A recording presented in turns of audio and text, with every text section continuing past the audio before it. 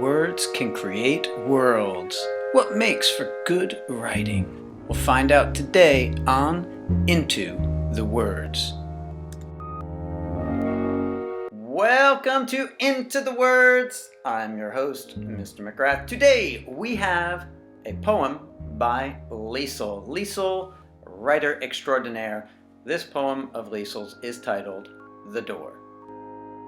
On Valentine's Day, while boys and girls give flowers and chocolates, an old man lies in his bed. Do not dare to open his rickety door. He sits in his bed staring at the ripped picture of his old love. He remembers what she had said to make him this way. Then he stops and thinks. He sees it wasn't her, it was him, and he remembers her last words to him. You don't care about me. A knock rattles his door. He yells at the door, Go away, you little pests, and don't come back until I'm dead. He looks out the window and sees the frowns on their faces. His mouth starts to droop, and he feels this pain in his heart. He thinks about his future. I'm going to be lonely forever. He softens his voice. I won't be remembered. He looks at the door. He grabs his coat and heads out the door. Wow, an awful lot going on there. Let's take a look at a few of the salient features, shall we? Note, she drew some inspiration here, and perhaps you call it the allusion to Charles Dickens' most famous story, yes, A Christmas Carol, that there's a parallel here between Scrooge, Ebenezer Scrooge, and this old man in the poem here.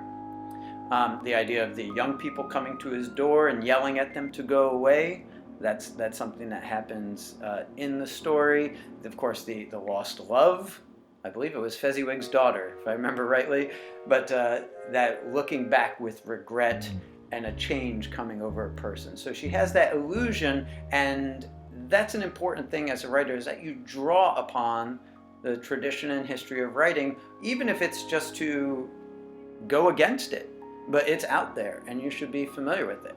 Notice some extraordinary things she does here. And she's such a natural writer, she might not even be doing this consciously, but it's here.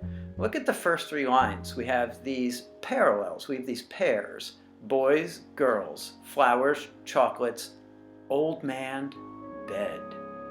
You notice the exchange there, that we have boys and girls giving flowers and chocolates, and then we have this third pair in this third line, the old man and his bed. And then in this fourth line of the first stanza, she does something, again, just surprising. She, the writer, addresses us, the reader, directly, as if we are a character in this story, which is written as a poem. See, so a little side note, you can combine the idea of a personal narrative or a fictional narrative, or even an opinion piece, or an informational writing. You can do that in poetic form. It will change what it looks like for sure, but you can do that, and that's what she does here. Do not dare to open his rickety door, she says to us, to the reader. So she breaks the fourth wall there and talks to us, and then she goes back to being a third-person narrator. He sits in his bed, and notice there are things happening here, but it's all very passive and still. It's action without action. He's sitting, he's staring, he remembers. Those are all very passive verbs, but still very evocative verbs. The picture is ripped and old. Now, then we have this turn. There's a break there in a second stanza. He stops and thinks. And again, we have these passive verbs. He's not doing anything physically yet. He sees, he remembers, and then suddenly, the outside world breaks in. A knock rattles his door. And obviously the title we recall at this moment is The Door. The door is central to this poem. The door is, we could take it as a symbol.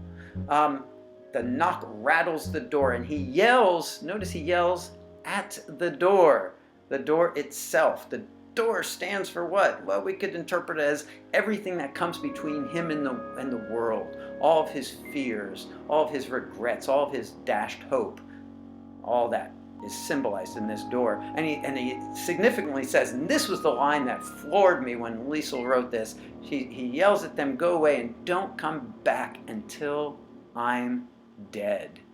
In other words, this is how he will spend the rest of his life. And still, all the verbs are very passive on purpose. This is not a man who's doing anything. He looks, he sees, his mouth droops, he feels pain. Still, very passive verbs, no action here. He thinks, he softens his voice, he looks at the door. And then finally in that last line, yes, that's where for the first time, instead of these passive verbs, he actually engages with the world and does something physical. He grabs his coat, the last line says, and heads out the door. And a beautiful thing about that ending there is that there's some ambivalence about it. She doesn't spell out for us exactly, well, anything. She doesn't tell us where he's going and who he's going to see and what he's going to do there. She leaves that open to our interpretation. The important thing is what? Those last two words, the door.